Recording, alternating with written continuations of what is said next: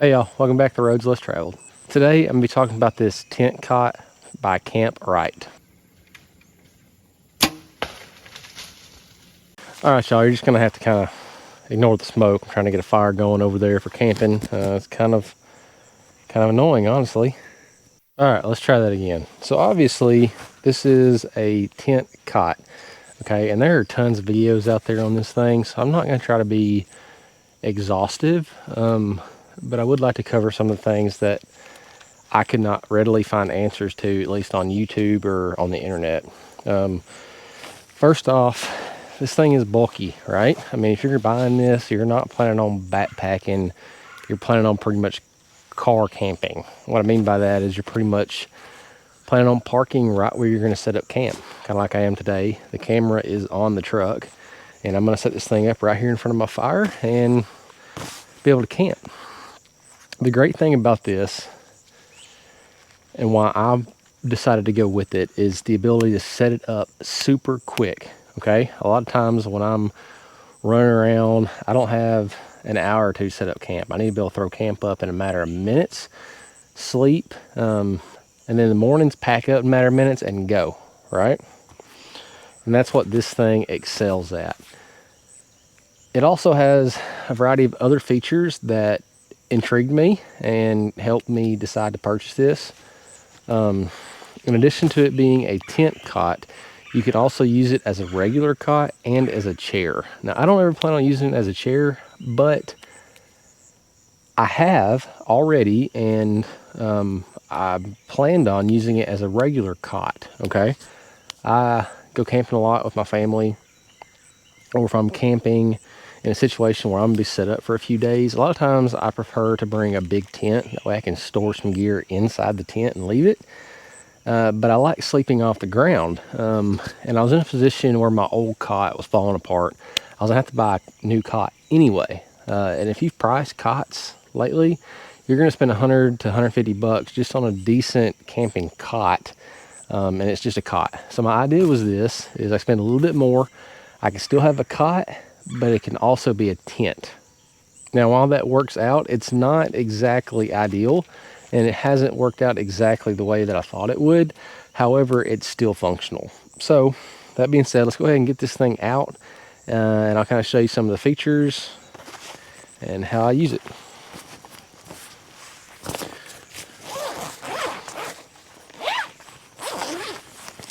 One of the great things about this cot is the bag it comes in. There's plenty of room. There's no problem getting it in and out of the bag, like a lot of tents or chairs or things like that. Just slides right out.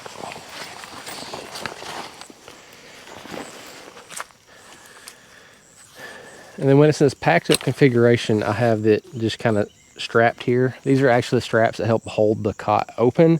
I just run it back around, hook it back to the bar, and cinch it down. So you just unclip it. And you can pop that out.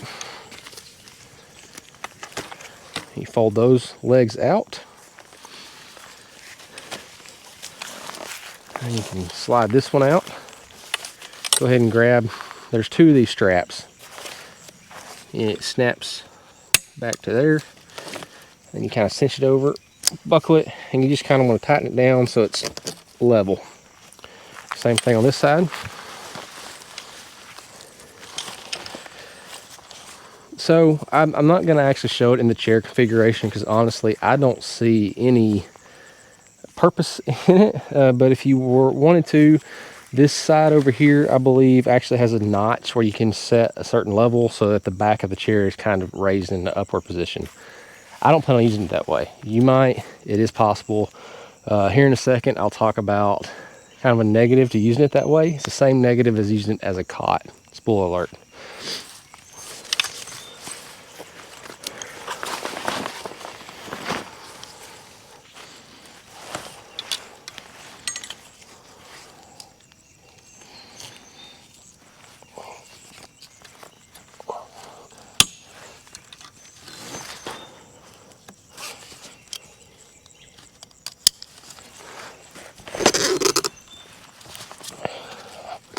All right, there we go. We've got the cot deployed. Now we're just got to flip it over. and it's pretty much set up. The last time I used this, I actually used it as a regular cot in my big tent. Me and my son went on a multi-night camping trip. We took our big cabin tent. He slept on an air mattress, but I slept on this cot. So here's the thing. Here's your tent material, your tent body. This does not come off of the cot, okay? There's absolutely no way to, get this off the top of the cot. So if you're planning on using it as a regular cot, be warned, you have to sleep on top of the tent fabric, all right? And that includes these buckles. When I bought this, I'd kind of seen some other people who had said it, and I just assumed that the tent part would actually unzip or something, but it doesn't. You actually have to sleep on top of it just like this. Now, if you were going to sleep on it just like it is now, I'm not going to lie, it would be very annoying, okay? This stuff is going to move around, flop around. These things are going to dig into your side. So what I did is I just took a kind of a foam camping mat, one of those things that kind of self-inflate. It's got a little bit of foam in it, and I laid that down on top of it, and I slept on it that way. And that does a couple things. One, it keeps these buckles from digging into your sides. And it also keeps this material from, unfolding and going all over the place and just driving you crazy. So while it works, and I'm going to use it like that, in my opinion, it's not ideal. It would be nice if the tent fabric came off. However, that would make it more complicated, and I could see how it would be very hard to get it back together and apart, and it wouldn't be super fast, which is the big selling point for this tent. Let's go ahead and let's pop our tent up. You saw how quick it was for me to deploy it and deploy the cot part. So the tent portion, and if you plan on using it as a tent every time, you can leave it like this. You can pack it up with the tent stowed. So these little pieces pull up, and these buckles literally just buckle on.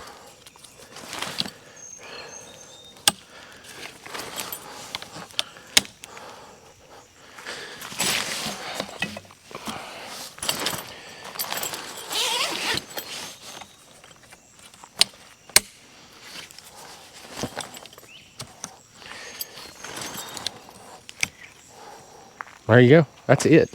The tent is set up and it's ready to use. It does come with a rain fly here, but I have not used that yet. It's been pretty nice out. When you put the rain fly on, it really restricts your airflow. I kind of like having a little bit of a breeze in there while I'm sleeping. So I haven't used the rain fly yet. It is supposed to rain, I believe, tomorrow night. So if I stay that long out here, then I will have to use it. But unless you absolutely have to, I don't recommend it. It's just going to encapsulate, all of your moisture in there, and it's just going to get really muggy. So let's just take a look at some of the features here. There are doors on all four sides, big doors on the outside, the long sides, and then you also have vents on each end here, like that. And I recommend using those vents, and I'll tell you why here in a little bit. So you can unzip the door, and then you have a mesh door behind each solid panel door. And this can roll up and attach here via these little clips.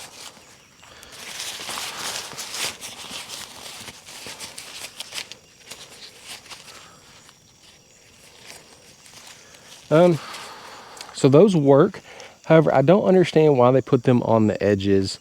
The way this door is tapered, it would make more sense to have one in the center, because what happens is it doesn't capture the bulk of the fabric and it ends up falling down like that. You really have to kind of pull it into the corners to make it stay, but it still doesn't work out great. It could be better. You can unzip it here and you can go in. I'll come grab the camera and we'll take a look at the inside. All right, y'all, so here we are on the inside. It's probably kind of hard to see in here because it is pretty tight. On each side, there's a couple little pockets for you to stick stuff. But other than that, there is not a lot in here. The bottom of the hammock is actually a pad. It's not just I guess, fabric. There's like a little piece of foam in there, which is going to help with insulation, which is great. I still bring a little insulated pad with me to sleep on just because I feel like a little bit of extra cushion is a good thing. So let me hop on in the inside and you can kind of see what it looks like while I'm in the hammock.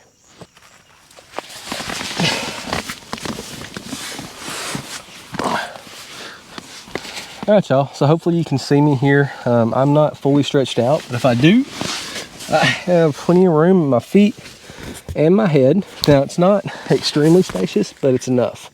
Okay, I'm around 6 foot tall. If you're much taller than me, if you're 6'2" or over, you're probably gonna need to get the bigger version. This is the standard version. I don't think I mentioned that earlier. This is not the extra large, this is the standard. And it's just right for me. There's not a ton of room to spare. Another thing that I want to point out is if you are in this hammock, you have to try to keep your weight kind of balanced. You can go a little bit down to this side or a little bit up to this side, but you can't like put your weight way off center. Let me show you why. So if you were to slide, say, most of your weight towards this end, what's going to happen, since there's only 2 supports on there and there's nothing on the outside, it's going to tip. And I've actually had it do that while I was in the hammock, and it's kind of like a whoa moment.